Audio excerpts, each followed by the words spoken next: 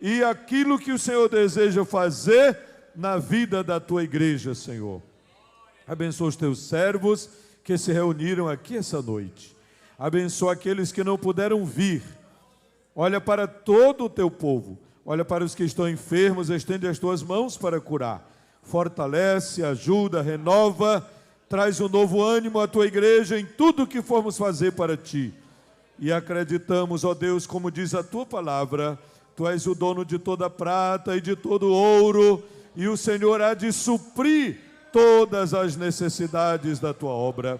Pai amado, agora abençoa o teu servo, pastor Wesley Anselmo, que vai trazer aqui a ministração da tua palavra nessa noite, que vai trazer uma mensagem bíblica para a tua igreja, para a glória do teu nome, Senhor. Nos dê da tua graça, ajuda-nos em tudo, que possamos ouvir a tua palavra, sermos edificados e colocando em prática para a honra e a glória do teu nome. Fica conosco, pois tudo te rogamos e no poderoso nome de Jesus te agradecemos. Amém.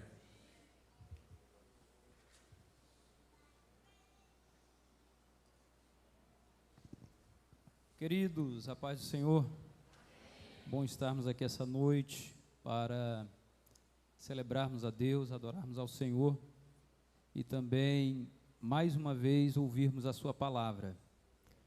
É uma responsabilidade ministrar a palavra de Deus nesse culto de segunda-feira, não somente por conta do público, que por conta do público que aqui se reúne se constitui uma responsabilidade grande, mas é porque os nossos irmãos vêm para ouvir nosso pastor.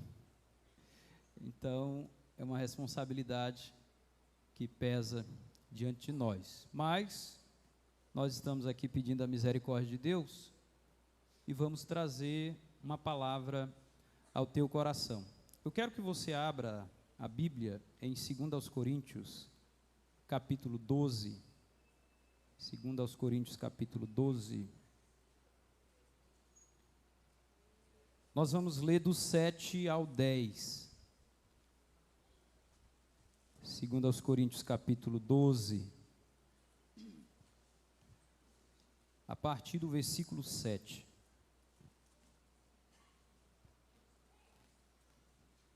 Quantos se encontraram podem dizer amém?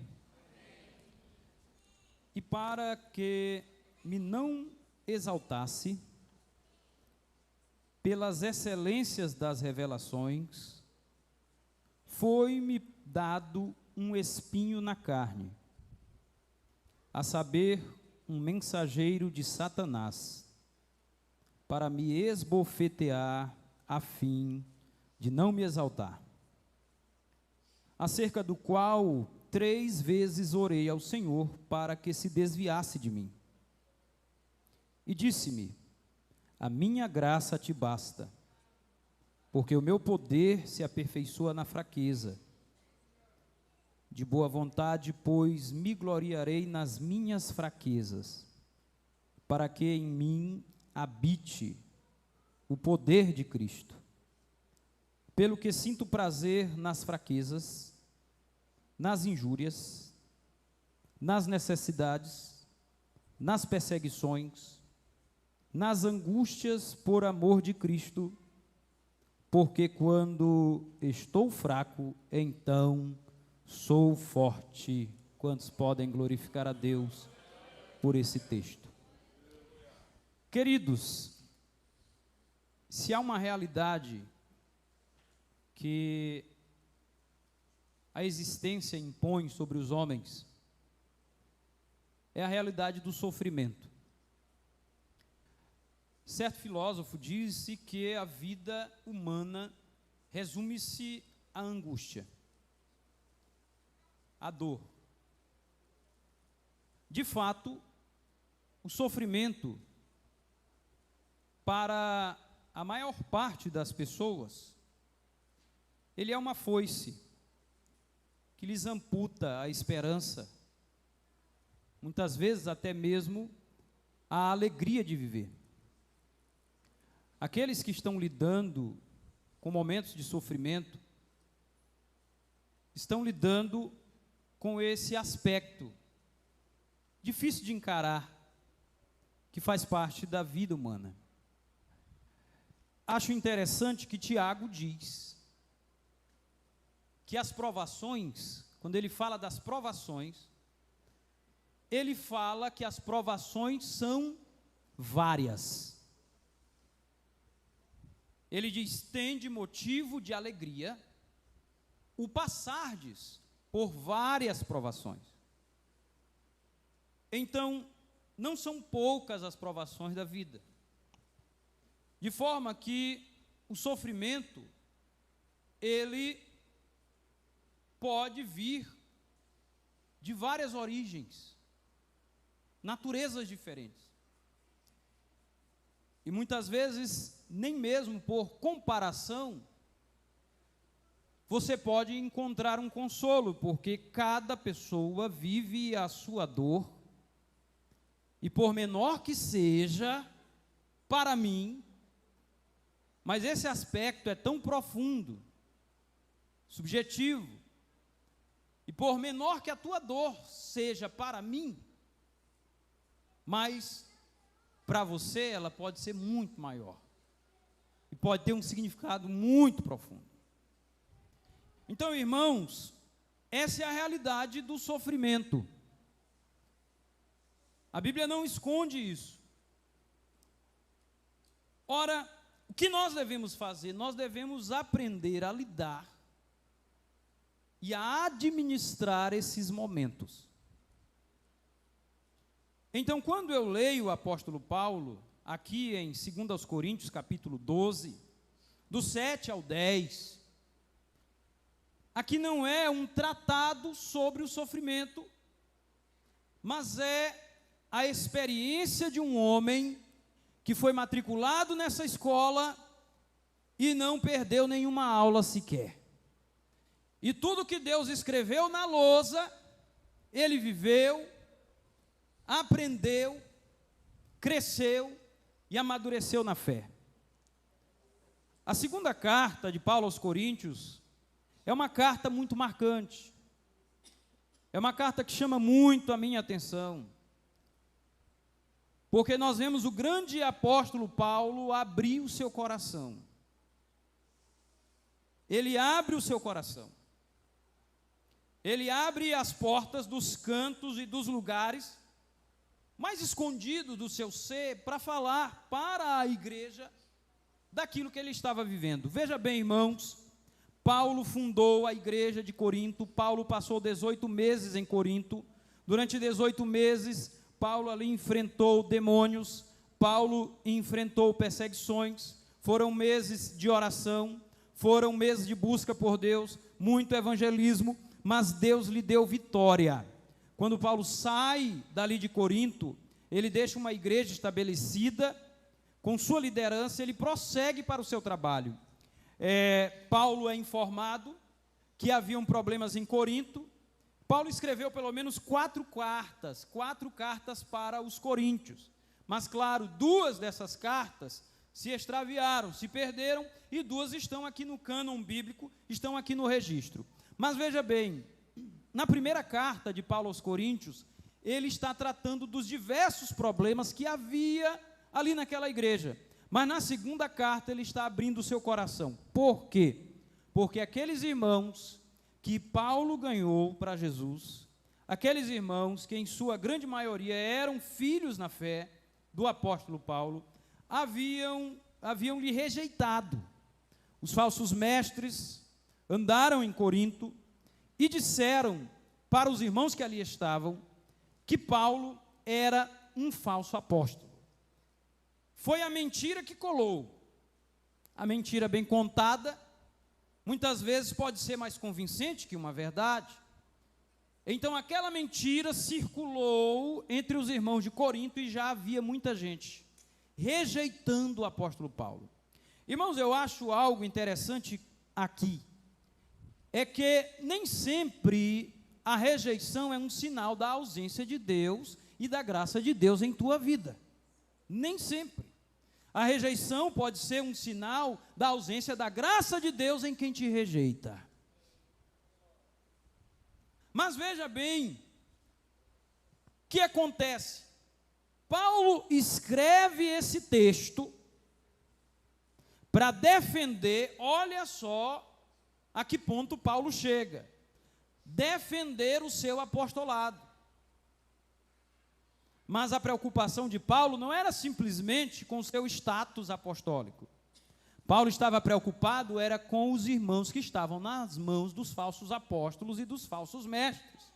Então Paulo pensa e diz, penso eu tenho que de alguma forma trazer esse povo para cá, para a verdade, para que eles saiam das mãos e das garras dos lobos. Então Paulo abre o seu coração.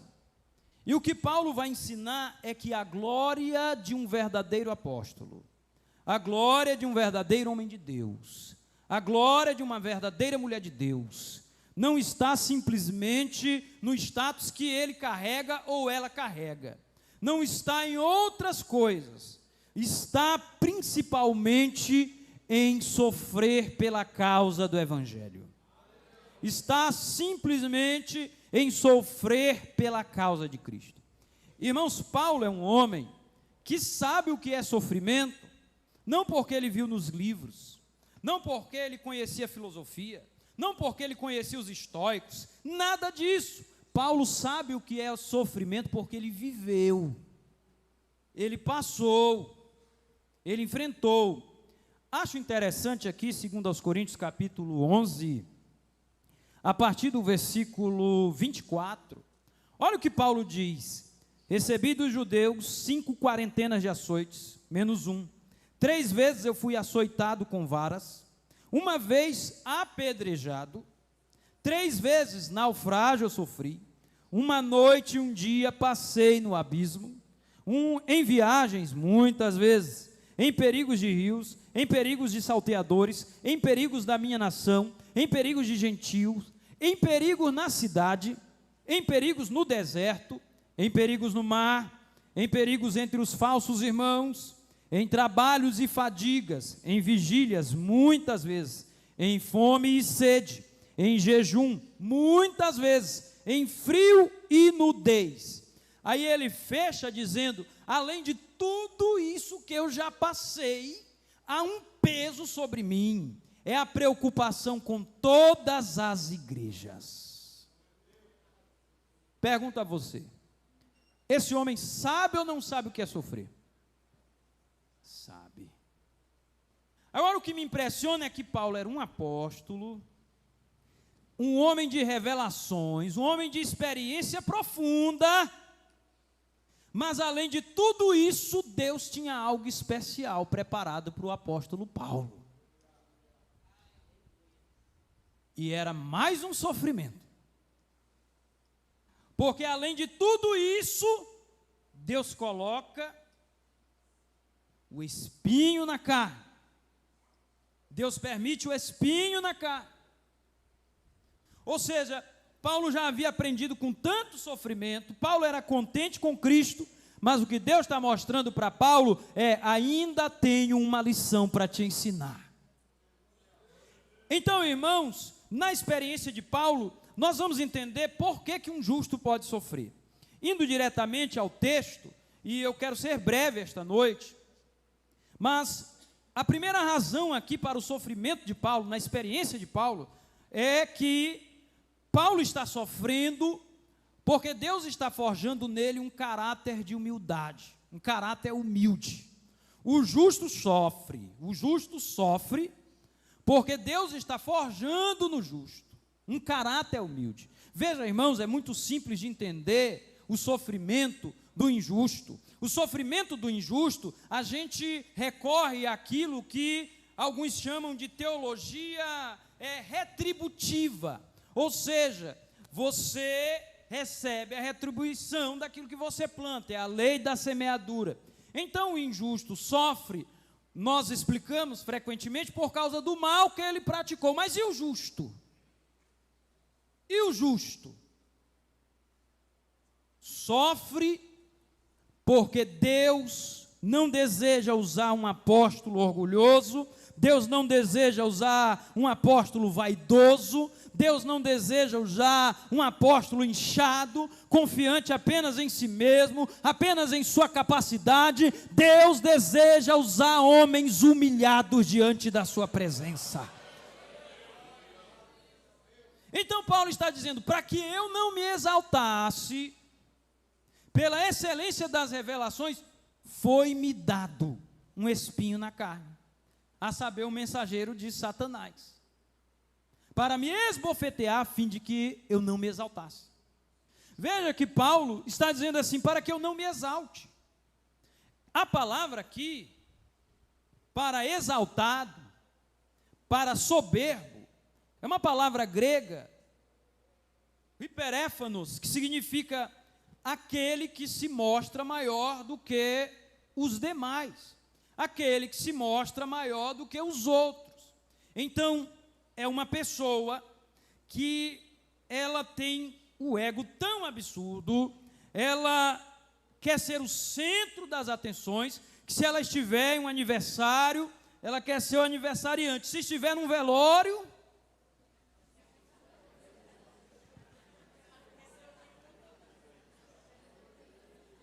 quer ser o defunto.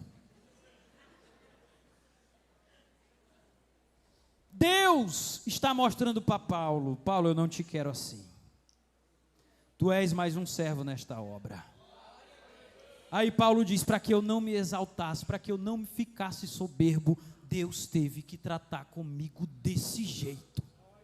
Deus teve que apertar o parafuso desse jeito. Deus teve que fazer isso. E Paulo está dizendo que foi pela excelência das revelações. Ora, no início do capítulo 12, ele diz, eu conheço um homem que, se no corpo ou fora do corpo, eu não sei, ele foi arrebatado até o terceiro céu, e lá ouviu coisas inefáveis, das quais não lhes era lícito falar.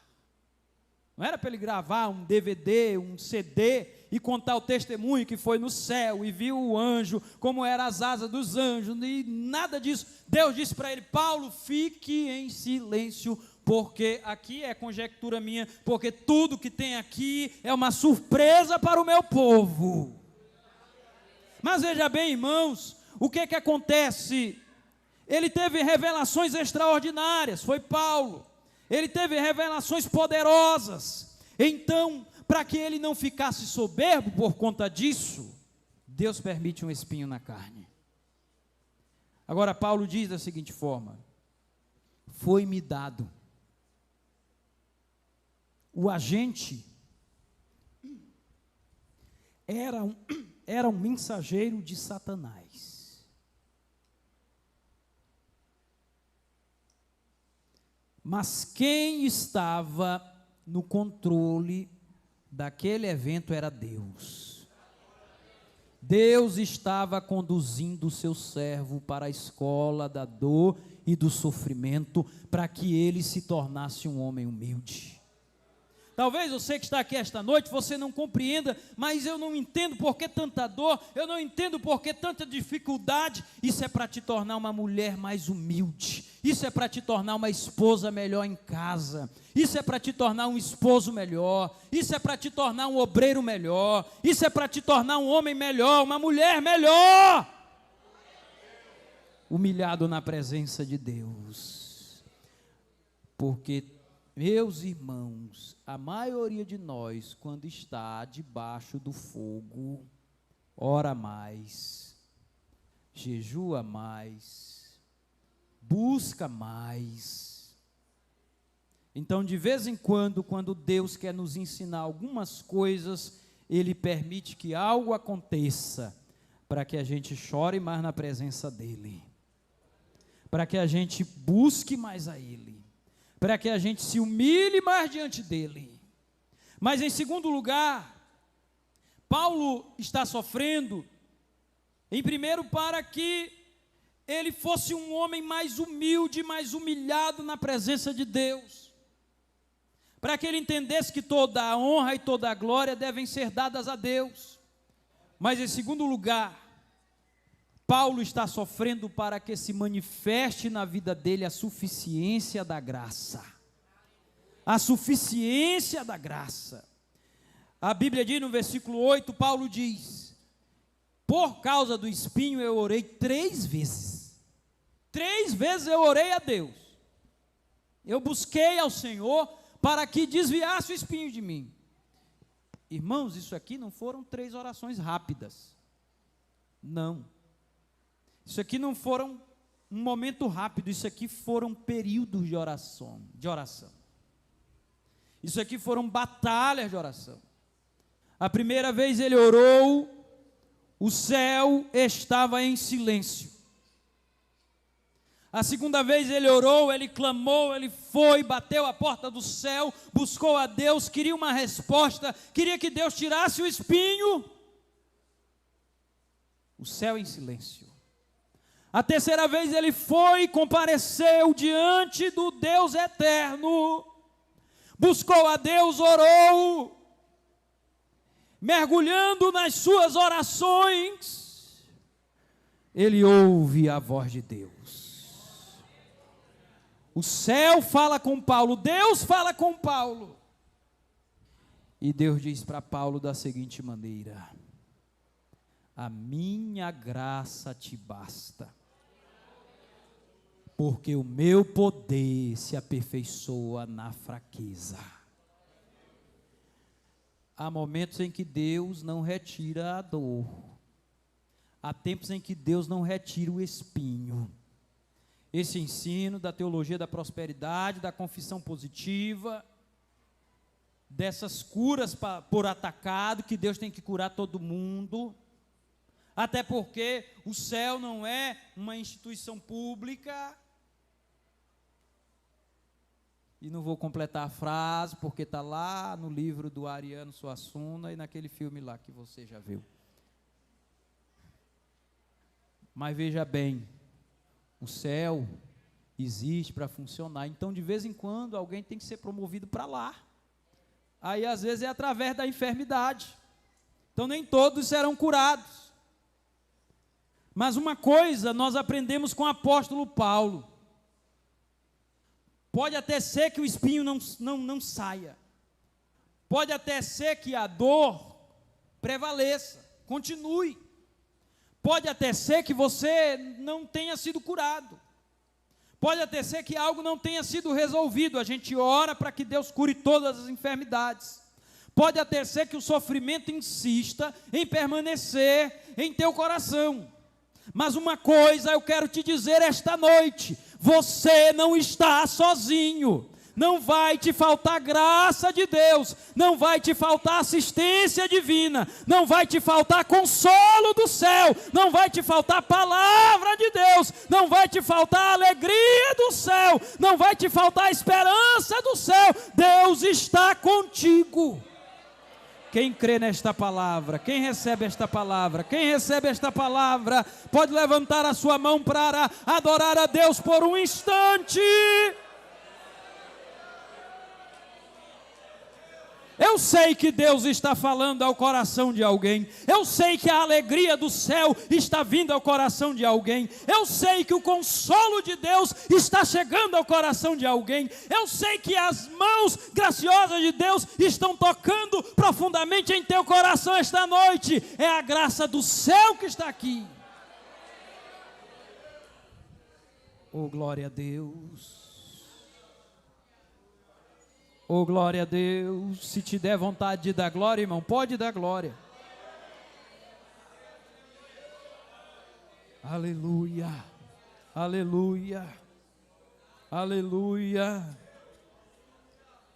Foi-me dado um espinho na carne, a saber, o mensageiro de Satanás, para me esbofetear. É interessante, irmãos, esse texto aqui está no presente. E no grego, o presente é como se fosse uma linha contínua, ação em andamento, né? Não é simplesmente um ponto, não é simplesmente Paulo está falando de algo que aconteceu, que ele viveu, não. É uma ação contínua. Mas é interessante que quando Deus diz assim para Paulo, a minha graça te basta, também está no mesmo presente, uma ação contínua. Quem entendeu? Quem entendeu? Mas só quem entendeu para dar um glória a Deus. Ao mesmo tempo que tem espinho, tem uma ação contínua de um espinho nos incomodando, ao mesmo tempo tem uma ação poderosa da graça, da graça de Deus. Quem crê? Quem crê? Se o espinho é forte para te apertar, mas a graça é maior para te fazer suportar. E Kierkegaard dizia uma coisa: às vezes é bom o espinho debaixo do pé para que a gente pule mais alto, para que a gente dê um salto mais alto. Mas não faltará a graça. E nós aprendemos com Paulo que a graça nos faz contentes em Cristo. Contentes em Cristo, felizes em Cristo.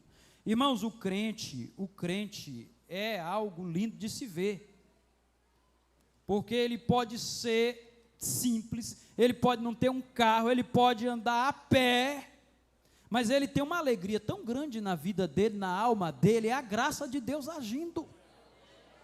E o Satanás não entende nada disso, porque ele não entende um crente que está perdendo tudo, que está sofrendo, que está perdendo filhos, que está perdendo gado, e de repente levanta as mãos para os céus: seja adorado, exaltado o Senhor, Deus deu, Deus tirou, seja exaltado Ele. Ele não entende, o Satanás não entende, porque com tanta luta, com tanta dor, você está aqui esta noite levantando a mão para o céu, dando glória a Deus, falando em línguas. Oh, quem pode adorar o nome do Senhor Jesus?